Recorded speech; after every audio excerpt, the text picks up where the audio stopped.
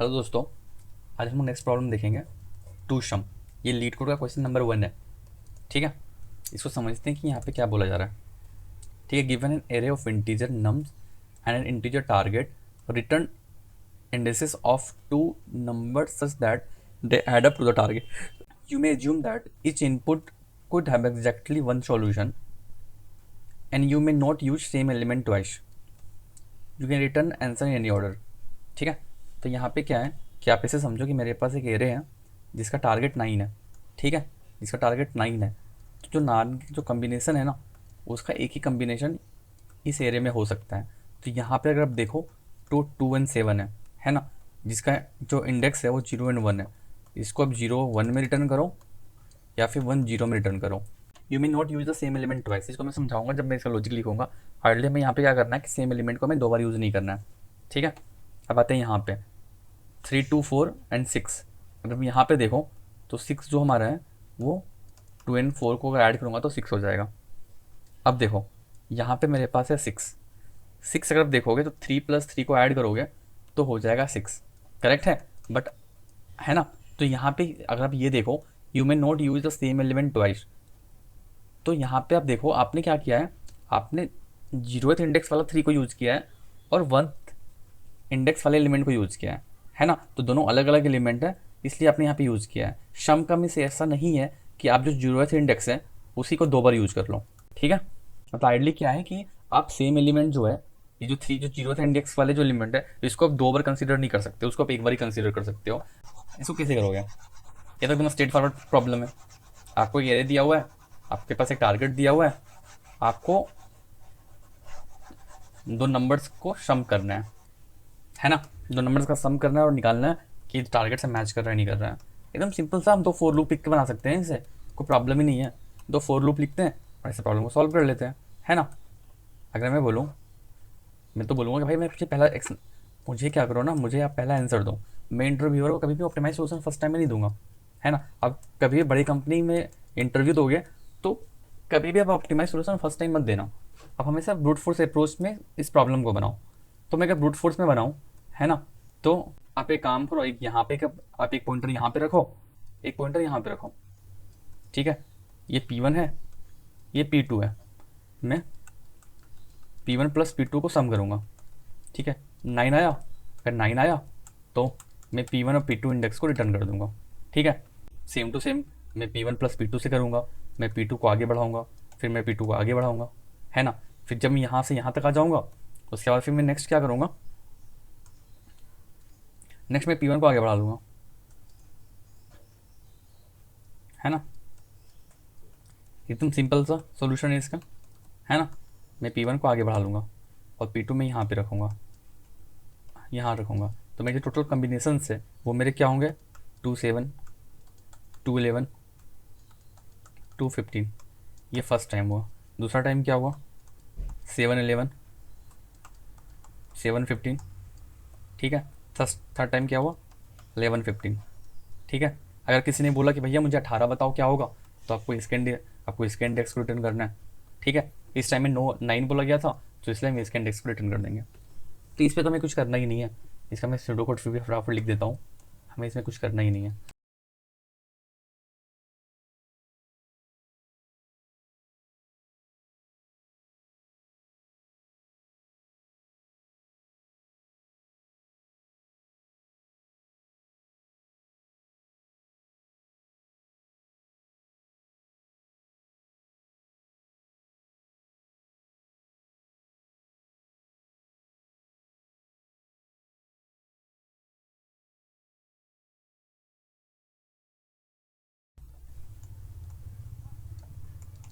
New int, यहाँ पे हमें एरे रिटर्न करना है, जहाँ पे हमें आई और जे रिटर्न करना है। That's it.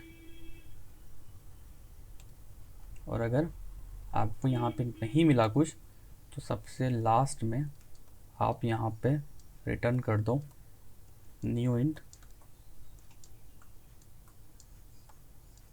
-1 बट यहाँ पे कभी आएगा नहीं, क्योंकि प्रॉब्लम में लिखा हुआ है कि आप हमेशा एक आंसर तो आपको मिल ही जाएगा। ये हुआ first approach. But first approach में प्रॉब्लम क्या है, इसकी जो टाइम कॉम्प्लेक्सिटी है of O of N square है, तो ये तो नहीं चलेगा, है ना। इसका अगर मैं टाइम कॉम्प्लेक्सिटी की बात करूँ तो ये ऑफ एन स्क्वायर है। क्यों? क्योंकि आपने यहाँ पे एक लूप चलाया, आपने यहाँ पे एक लूप चलाया। इसको थोड़ा बेटर वे में चलते हैं, इसको थोड़ा बेटर वे में करते हैं। इसको कैसे कर सकते हैं, जैसे मैं कोडिंग करके लीड कोड में पहले सबमिट करता हूँ, लेट्स सी कि कितना टाइम कॉम्प्लेक्सिटी आता है। ठीक है,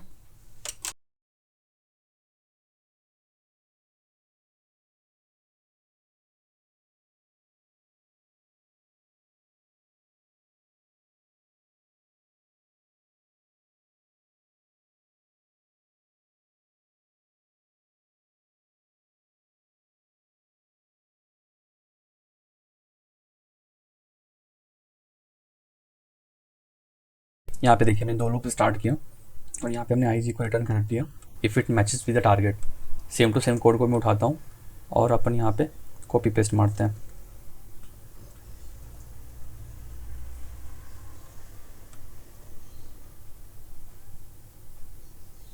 ठीक है, टेस्ट के सारे पास हो गए, मैं सबमिट करता हूँ।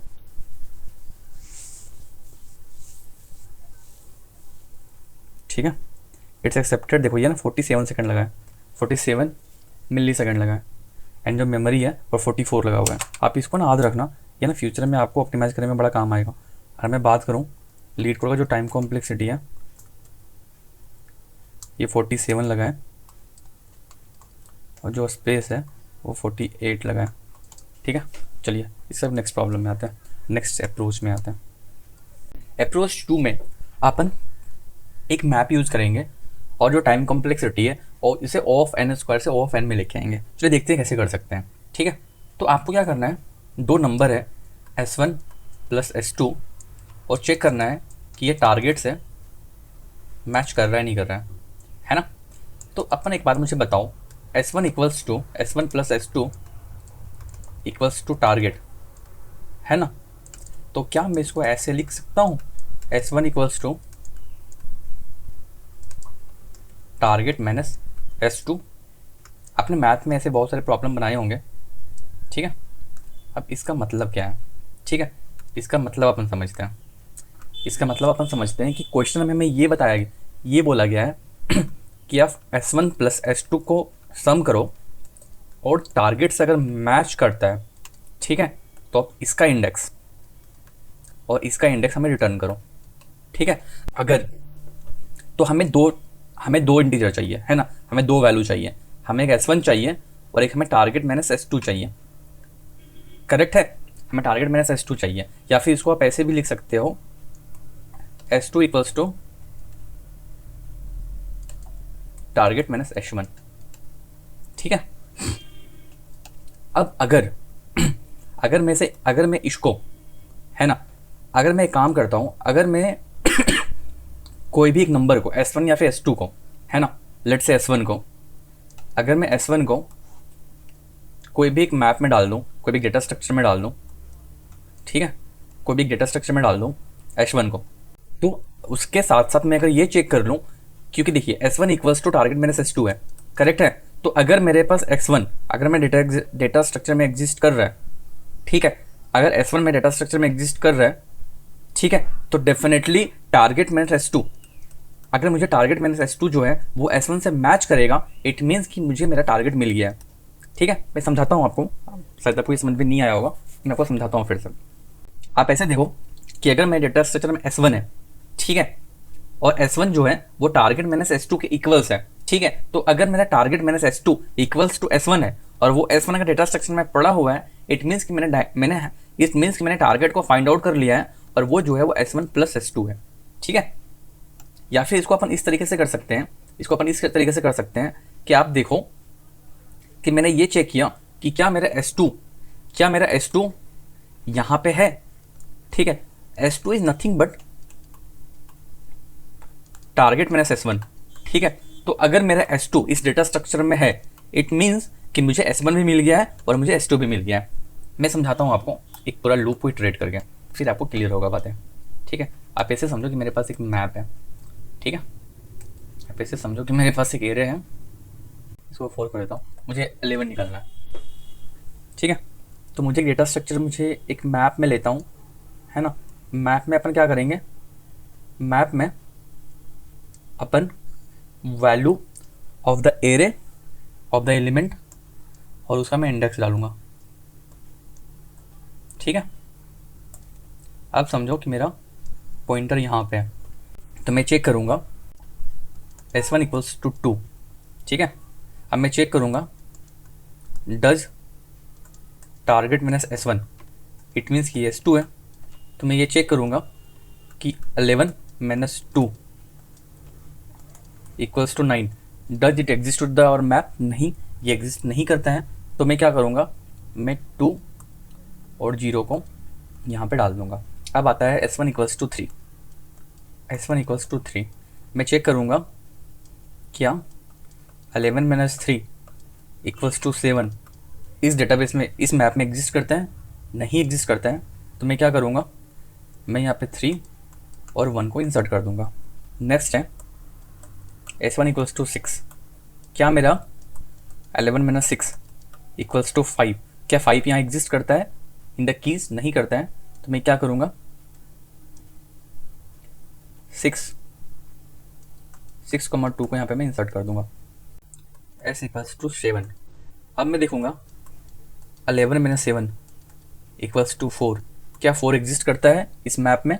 नहीं करता है। तो मैं क्या करूँगा, मैं यहाँ पे 7,3 को इंसर्ट कर दूँगा।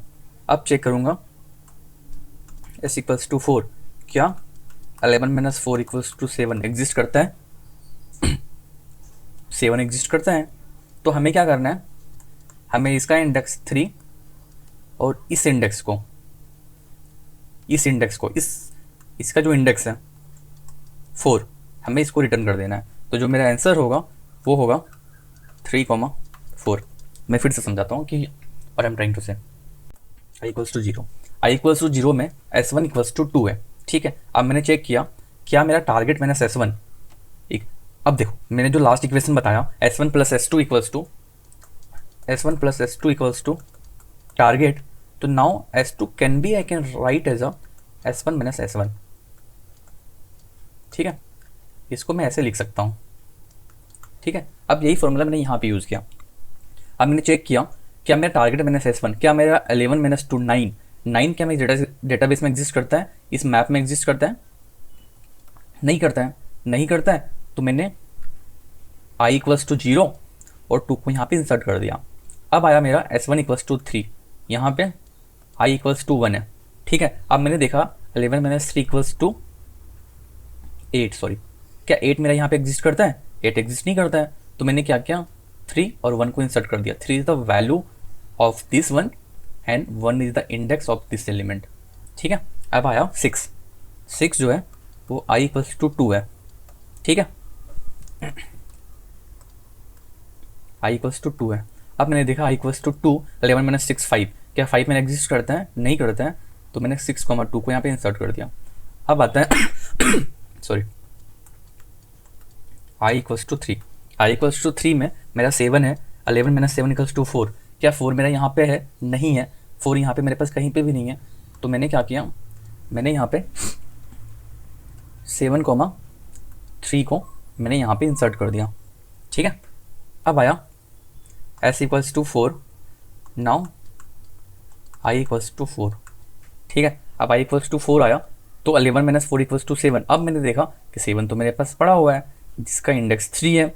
तो मैं क्या करूँगा ना कि ये इंडेक्स I इक्वल्स टू 4 और जो मुझे वैल्यू मिला हुआ है, ठीक है, 7 का जो मेरे पास इंडेक्स है 3, इस 3 को मैं रिटर्न कर दूंगा।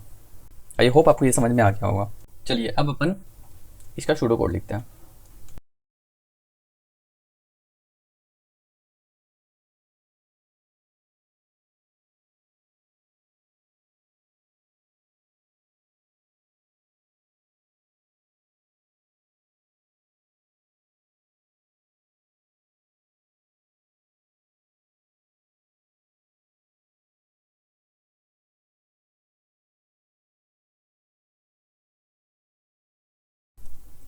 अगर आपको S2 मिल गया, ठीक है, तो आपको यहाँ से ही रिटर्न कर देना है, रिटर्न न्यू इंट। आपको रिटर्न क्या करना है, आपको यहाँ से I रिटर्न करना है और मैप डॉट गेट, आपको मैप डॉट गेट रिटर्न करना है, that will be has to.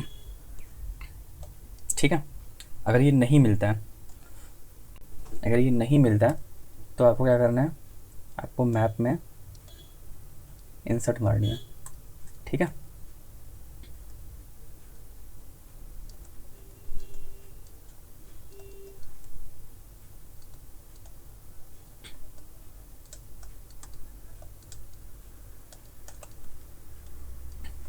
ठीक है, return.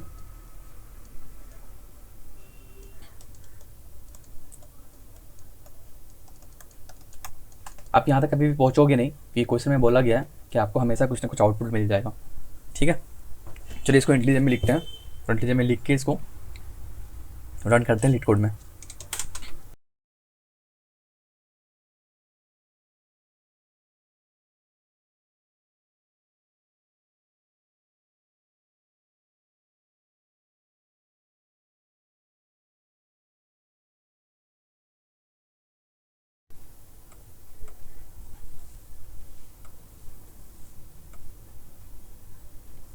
One and zero.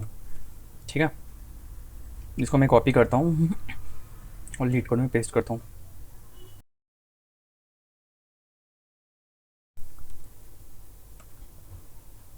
Submit.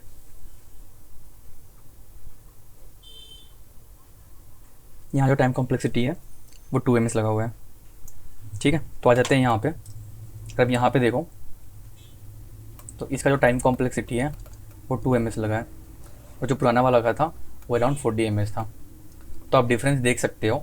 यहाँ पे आपने क्या किया ना, यहाँ पे हमने एक ही लूप चलाया है, इसका आप देखो तो हमने एक इटरेशन किया है, तो डेफिनेटली इसका टाइम कॉम्प्लेक्सिटी है वो O ऑफ n होगा, और स्पेस कॉम्प्लेक्सिटी जो है वो भी O ऑफ n होगा। आई होप आपको ये प्रॉब्लम समझ में आया है। अगर कुछ भी इश्यूज हो please reach out in LinkedIn और इन द यूट्यूब कमेंट और video comment. Thank you for watching.